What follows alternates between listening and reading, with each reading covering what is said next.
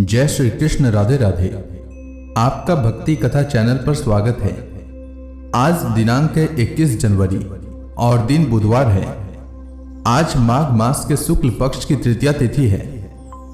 आज सूर्योदय का समय सुबह 7:14 और सूर्यास्त शाम 5:51 पर होगा। ब्रह्म मुहूर्त सुबह 5:27 से सुबह 6:20 तक रहेगा। वहीं राहु काल दोपहर में 12:33 से दोपहर 1:52 तक रहेगा। आज आइए सुनते हैं माघ मास कथा का 18वां अध्याय। श्री वशिष्ठ ऋषि कहने लगे कि हे राजन, मैंने दत्तात्रेय जी द्वारा कहा माघ मास का महात्म्य कहा। अब माघ मास के स्नान का फल सुनो। हे परम तप, माघ स्नान सब यज्ञों, व्रतों का और तपों का फल देने वाला है। माघ मास में स्नान करने वाले स्वयं तो स्वर्ग में जाते ही हैं, उनके माता और पिता दोनों के कुलों को भी स्वर्ग प्राप्त होता है। जो माघ मास में सूर्योदय के समय नदी आदि में स्नान करता है, उसके माता पिता के साथ कुलों की पीढ़ी स्वर्ग को प्राप्त होती है। माघ मास में स्नान करने वाले दुराचारी और कुकर्मी मनुष्य भी पापों से मुक्त हो जाते हैं और इस मास में हरि का पूजन करने वाले पाप समुदाय से छूटकर भगवान के सदृश शरीर वाले हो जाते हैं। यदि कोई आलस से भी माघ में स्नान करता है, उसके भी सभी पाप नष्ट हो जाते हैं। जैसे गंधर्व कन्याएं राजा के श्राप से भयंकर कल को भोगती हुई लोमस ऋषि के वचन से माघ में स्नान करने से पापों से छूट गई। यह वार्ता सुनकर राजा दिलीप विनय से पूछने लगा कि हे गुरुदेव, एक कन्याएं किसकी थी? उनको कब और कैसे श्राप मिला? उनके नाम क्या थे? ऋषि के वाक्यों से कैसे श्राप मुक्त हुई और उन्होंने कहां पर स्नान किया? आप विस्तार पूर्वक सब कथा कहिए। वशिष्ठ जी कहने लगे, हे राजा, जैसे अरणि से स्वयं अग्नि उत्पन्न होती है, वैसे ही यह कथा धर्म और संतान उत्पन्न करती है। हे राजन, सुख संगीत नामक गंधर्व की कन्या का नाम विमोहिनी था। सुशीला तथा स्वर वेदी की सुंबरा, चंद्रकांत की सुतारा तथा सुप्रभा की कन्या चंद्रका, एक 5 सब समान आयु वाली तथा चंद्रमा के समान कांति वाली और सुंदर थी। जैसे रात्रि को चंद्रमा शोभायमान होता है, वैसे ही पुष्प की कलियों के समान खिली हुई यह अप्सराएं थी। ऊंचे पयोधर वाली पद्मनी वैशाख मास की कामिनी यौवन दिखाती हुई, नवीन पत्तों वाली लता के सदृश गोरे रंग सोने के सदृश चमकती हुई और सोने के अलंकारों से सुशोभित सुंदर वस्त्र धारण किए हुए, अनेक प्रकार के गाने और वीणा अथवा बांसुरी तथा दूसरे बाजे बजाने में प्रवीण और ताल स्वर तथा नृत्य कला में निपुण थी। इस प्रकार वे कन्याएं क्रीड़ा करती हुई कुबेर के स्थान में विचरती थी। एक समय कौतुकवश माघ मास में एक वन से दूसरे वन में विचरती हुई मंदिर के पुष्प तोड़कर सरोवर पर गौरी पूजा के लिए गई। स्वच्छ जल के सरोवर में स्नान करके वस्त्र धारण कर मौन हो बालू मिट्टी की गौरी बनाकर चंदन, कपूर, कुमकुम और सुंदर कमलों से उपचार सहित पूजन करके ये 5 कन्याएं ताल नृत्य करने लगी। फिर ऊंचे गांधार स्वर में सुंदर गीत गाने लगी। जब एक कन्याएं नाचने और गाने में लीन थी, तो उस समय अच्छोद नामक उत्तम तीर्थ में वेद निधि नाम के मुनि के पुत्र अग्निप ऋषि स्नान को गए। वह युवा ऋषि सुंदर मुख, कमल सदृश नयन, विशाल छाती, सुंदर भुजाओं वाला, दूसरे कामदेव के समान था। शिखा सहित दंड लिए मृग चर्म ओढ़े यज्ञोपवीत धारण किए हुए था। उसको देखकर 5 कन्याएं मुग्ध हो गई और उसका रूप व यौवन देखकर कामदेव से पीड़ित हो देखो देखो ऐसा कहती हुई उस ब्राह्मण के चित्त में कामदेव का डर उत्पन्न करने लगी और आपस में विचार करने लगी कि यह कौन है। रति रहित होने से कामदेव नहीं और एक होने से अश्विनी कुमार नहीं। यह कोई गंधर्व या किन्नर या काम रूप धारण कर कोई सिद्ध या किसी ऋषि का श्रेष्ठ पुत्र या मनुष्य है। कोई भी हो, ब्रह्मा जी ने इसको हमारे लिए बनाया है। जैसे पूर्व कर्म के प्रभाव से संपत्ति प्राप्त होती है, वैसे ही गौरी जी ने हम कुमारियों के लिए श्रेष्ठ वर दिया है। और आपस में यह तुम्हारा वर है या मेरा अथवा सबका, ऐसा कहने लगी। जिस समय उस ऋषि पुत्र ने अपने मध्याह्न की क्रिया करके ऐसे वचन सुने तो वह सोचने लगा कि यह तो बहुत बड़ी समस्या उत्पन्न हो गई। ब्रह्मा, विष्णु, महेश आदि देवता तथा बड़े योगेश्वर भी स्त्रियों के भ्रम जाल में मोहित हो गए हैं। इनके तीक्ष्ण बाणों से किसका मन रूपी हिरण घायल नहीं हो सकता। जब तक नीति और बुद्धि रहती है तब तक पाप से भय रहता है। जब तक की गंभीरता रहती है, यम विधि का पालन होता है, तब तक मनुष्य स्त्रियों के काम रूपी बाणों से बिंधा नहीं जाता। ये मुझे उन्मत्त और मुग्ध कर रही हैं। किन गुणों से धर्म की रक्षा हो सकती है? स्त्रियों के मांस, रक्त, मल मूत्र से बने घृणित और अशुद्ध शरीर में कामी लोग ही सुंदरता की कल्पना करके रमन कर सकते हैं। शुद्ध बुद्धि वाले महात्माओं ने स्त्रियों के पास रहना कष्टकारक कहा है। सो जब तक यह पास आए, घर चले जाना चाहिए। अतः जब तक वह उसके पास आई, वह योग बल के द्वारा अंतर्धान हो गया। ऋषि पुत्र के ऐसे अद्भुत कर्म देखकर वह चकित होकर डरी हुई चारों ओर देखने लगी और आपस में कहने लगी कि यह क्या इंद्रजाल था जो देखते देखते विलीन हो गया। और वह विरह की अग्नि में जलने लगी और कहने लगी कि हे कांत, तुम हमको छोड़कर कहाँ चले गए? क्या तुमको ब्रह्मा ने हमको विरह रूपी अग्नि में जलाने के लिए बनाया था? क्या तुम्हारा चित्त दया रहित है जो हमारा चित्त दुखाकर चले गए? क्या तुमको हमारा विश्वास नहीं? क्या तुम कोई मायावी हो? बिना किसी अपराध के हम लोगों पर क्यों क्रोधित होते हो? तुम्हारे बिना हम नहीं जिएंगे। जहां पर आप गए हो, हमें शीघ्र ले चलो, हमारा संताप हरो और हमें दर्शन दो। सज्जन लोग किसी का नाश नहीं देखते।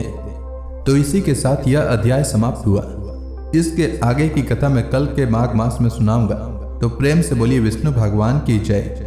अब आइए सुनते हैं माघ मास में भागवत पुराण का आज का अध्याय। राजा परीक्षित ने श्री सुखदेव जी से कहा, मुनिवर, जहां तक सूर्य का प्रकाश है और जहां तक तारा गण के सहित चंद्रदेव दिख पड़ते हैं, वहां तक आपने भूमंडल का विस्तार बतलाया है। उसमें भी आपने बतलाया कि महाराज प्रियव्रत के रथ के पहियों की 7 लीकों से 7 समुद्र बन गए थे, जिनके कारण इस भूमंडल में 7 द्वीपों का विभाग हुआ। अतः भगवान, अब मैं इन सब का परिमाण और लक्षणों के सहित पूरा विवरण जानना चाहता हूं, क्योंकि जो मन भगवान के इस गुण में स्थूल विग्रह में लग सकता है, उसी का उनके वासुदेव संज्ञक स्वयं प्रकाश निर्गुण ब्रह्म स्वरूप सुक्षितम स्वरूप में भी लगना संभव है। अतः गुरुवर, इस विषय का विशद रूप से वर्णन करने की कृपा कीजिए। श्री सुखदेव जी बोले, महाराज, भगवान की माया के गुणों का इतना विस्तार है कि यदि कोई पुरुष देवताओं के समान आयु पाले तो भी मन या वाणी से इसका अंत नहीं पा सकता। इसलिए हम नाम, रूप, परिमाण और लक्षणों के द्वारा मुख्य मुख्य बातों को लेकर ही इस भूमंडल की विशेषताओं का वर्णन करेंगे।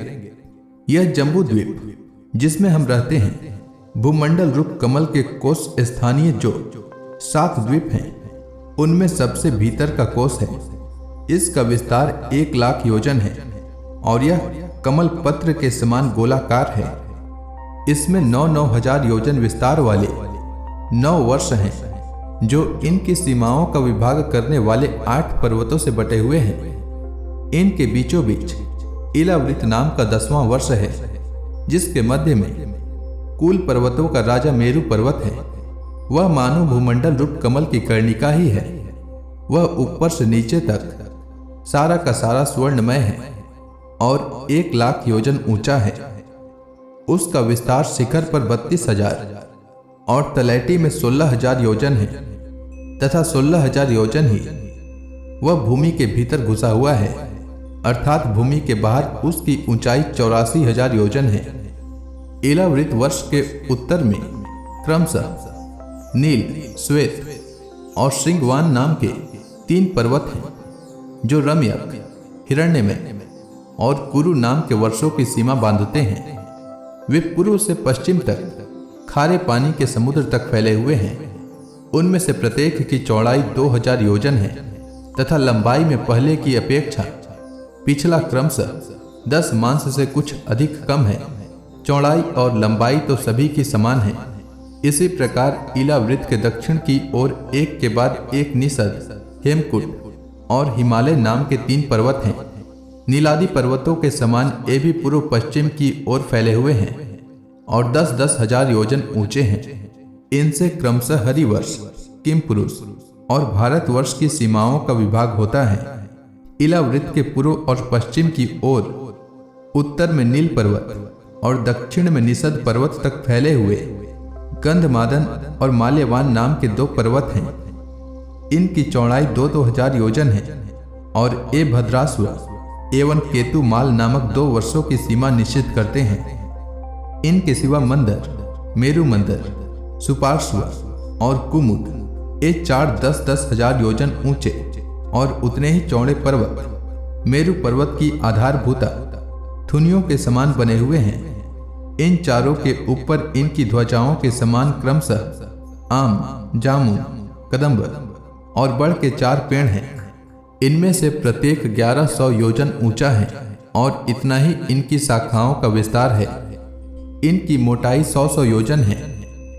भरत श्रेष्ठ, इन पर्वतों पर 4 सरोवर भी हैं जो क्रमशः दूध, मधु, ईख के रस और मीठे जल से भरे हुए हैं।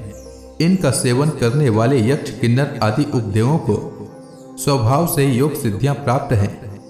इन पर क्रमशः नंदन, चैत्ररथ, व्यभ्राजक और सर्वतोभद्र नाम के 4 दिव्य उपवन भी हैं। इनमें प्रधान प्रधान देवगण अनेकों सुरसुंदरियों के नायक बनकर साथ साथ विहार करते हैं। उस समय गंधर्व आदि उपदेवगण इनकी महिमा का बखान किया करते हैं। मंदराचल की गोद में जो 1100 योजन ऊंचा देवताओं का आम्र वृक्ष है, उससे गिरि शिखर के समान बड़े बड़े और अमृत के समान स्वादिष्ट फल गिरते हैं। वे जब फटते हैं तब उनसे बड़ा सुगंधित और मीठा लाल लाल रस बहने लगता है। वही अरुणोदा नाम की नदी में परिणत हो जाता है। यह नदी मंदराचल के शिखर से गिरकर अपने जल से इलावृत वर्ष के पूर्वी भाग को सिंचती है। श्री पार्वती जी की अनुचरी यक्ष पत्नियां इस जल का सेवन करती हैं। इससे उनके अंगों से ऐसी सुगंध निकलती है कि उन्हें स्पर्श करके बहने वाली वायु उनके चारों ओर 10-10 योजन तक सारे देश को सुगंध से भर देती है।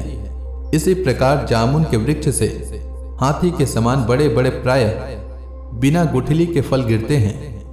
बहुत ऊंचे से गिरने के कारण वे फट जाते हैं। उनके रस से जम्बू नाम की नदी प्रकट होती है जो मेरु मंदर पर्वत के 10,000 योजन ऊंचे शिखर से गिरकर इलावृत के दक्षिण भूभाग को सिंचती है। इस नदी के दोनों किनारों की मिट्टी उस रस से भीगकर जब वायु और सूर्य के संयोग से सूख जाती है, तब वही देवलोक को विभूषित करने वाला जाम्बू नद नाम का सोना बन जाती है। इसे देवता और गंधर्व आदि अपनी तरुणी स्त्रियों के सहित मुकुट, कंकण और करधनी आदि आभूषणों के रूप में धारण करते हैं। सुपार्श्व पर्वत पर जो विशाल कदम्ब वृक्ष है, उसके 5 कोटरों से मधु की 5 धाराएं निकलती है। उनकी मोटाई 5 पुर से जितनी है। ये सुपार्श्व के शिखर से गिरकर इलावृत वर्ष के पश्चिमी भाग को अपनी सुगंध से सुवासित करती है।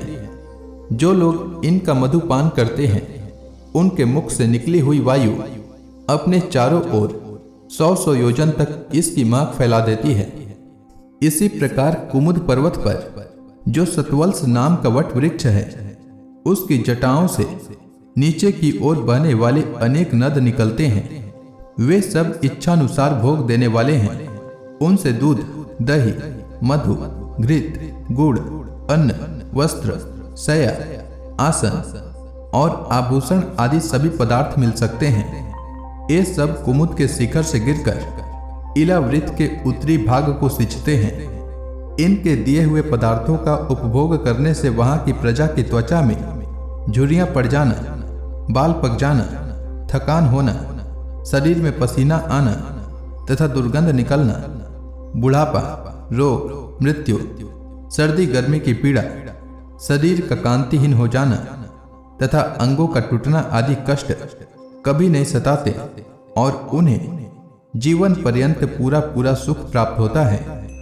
राजन, कमल की कर्णिका के चारों ओर जैसे केसर होता है, उसी प्रकार मेरु के मूल देश में उसके चारों ओर कुरंग, कुरर, कुसुम्भ, वैकंक, त्रिकुट, शिशिर, पतंग, रुचक, निषद, श्रीनिवास, कपिल, शंख, वैदुर्य, जारूधी, हंस, ऋषभ, नाग, कालंजर और नारद आदि 20 पर्वत और हैं।